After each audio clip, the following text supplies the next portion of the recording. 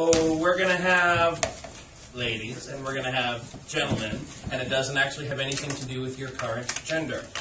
Okay, we're going to call this the ladies' side. The ladies, we have Hasia, Rebecca, Andy, Michelle, Connor, Joelle, Anna, and Melissa. You are the ladies. Gentlemen, over on this side, Alex. Alex is out again? No, he's here. He's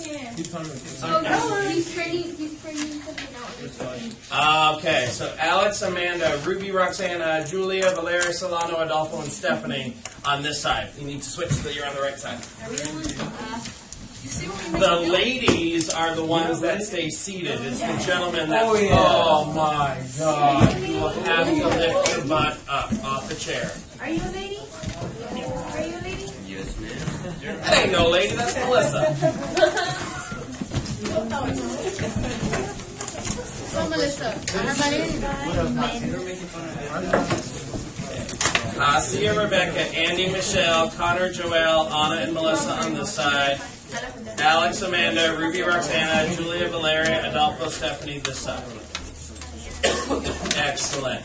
And just for the sake of moving on the guys' side, you might want to leave your backpacks where they are. And I see 2, 4, 6, 8. Okay, but on this side I see 3, 4, 6. Alex will come here eventually, and it's Valeria that is out. Okay, so we're going to have one open spot at every rotation on the men's side. So tomorrow we have a quiz on area and volume. There's going to be a mix of calculator active and calculator inactive. What I know from last year and the year before is that the multiple choice section was horrible.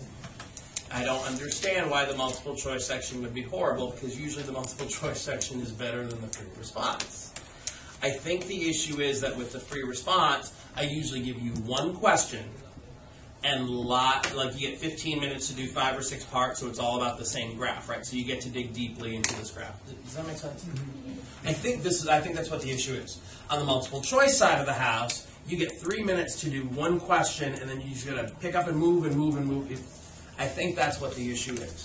So I wanted to simulate the multiple choice experience for you guys today as best as possible. Here's the other thing that I know. I know from looking at the AP exams from the past, 2 decades, they don't ask a lot of volume questions on the multiple choice. I think for that exact issue, it's hard to do a good good volume question in a multiple choice setting in 2.5 minutes. And they know that you have to solve 19 and 55 minutes or whatever it is. They always save it for the free response. Are you still with me? Okay, so we're going to focus on the multiple choice right now. So here are the expectations for our dating. If you are on the ladies' side, ladies, can I hear you? Hi. Ladies, you will stay seated at all times. Gentlemen, can I hear from you? Okay. Adolfo's the only guy on the gentleman's side. We're going to use the word gentleman loosely today. The gentlemen, you will rotate after each appointment. Now, here's the one change for you guys from the last time we've done this. The first minute is going to be silent. You are not going to get to talk to your date in any way, shape, or form. I want you to get a good start on this problem and see what you can do. After the 1 minute mark is up, you're going to have another 2 minutes to work together with your partner. If Rebecca and Amanda are working together, Rebecca gets the question correct, and of course she will. She earns 1 point. If Amanda gets the question correct, she gets 1 point. But if they both get the question right, because they're working together, 2 points. And one last bit of dating advice / speed dating advice. During your appointment, do not start making eye contact with your next appointment, okay? You are focused only with the person across the table from you. Relationships end badly, and calculus grades go down when you start cheating on your date.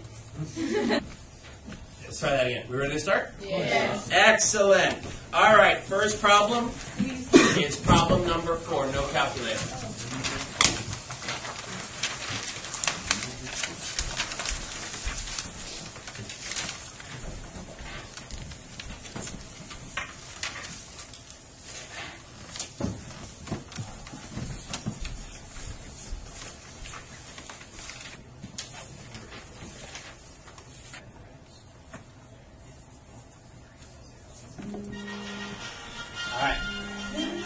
This doesn't mean that like you're supposed to be done with the problem. This is when you get to start working with the person across from you.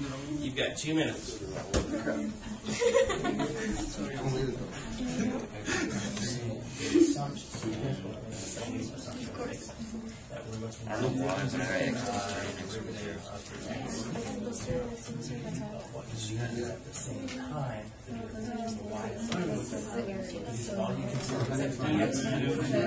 From 0 to 3.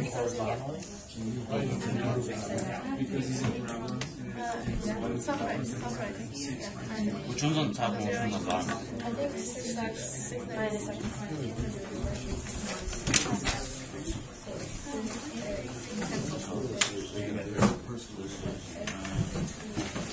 Okay, we're going to try locking answers in. About 15 seconds left.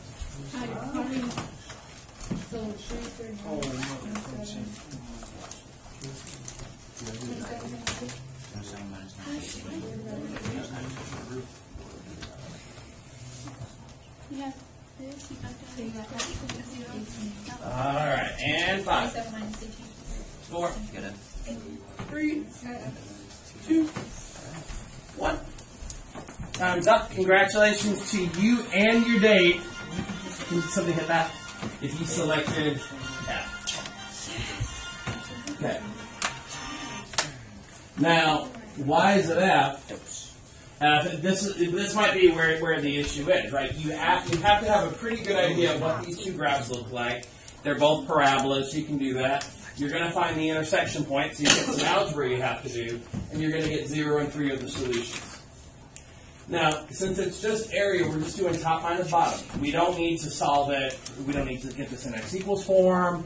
It's just top minus bottom. And here's my advice for you.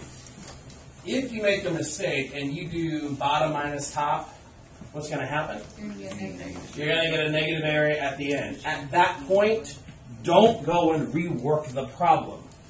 Just make the assumption that you switched your top and your bottom, and that the area really should be positive and go with that. Fair enough? Okay, it is going to happen. When we're talking about area between two curves, you will never have negative area. You will never have negative volume. If you get a negative for either of those two, probably what happened is you switched your top and your bottom, and just go for the positive answer instead. Okay, rotate. Ladies, stay where you are. Men, rotate towards the camera. Which means that Julia is making the long walk down to Anna.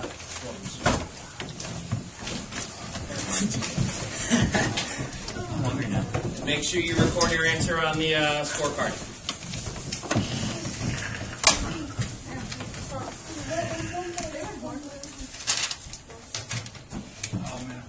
All right. Here we go. 1 minute. Problem number 2. I'm deliberately doing these out of order so that you don't start working ahead. I have an OCL. I'm coming back to you in a minute.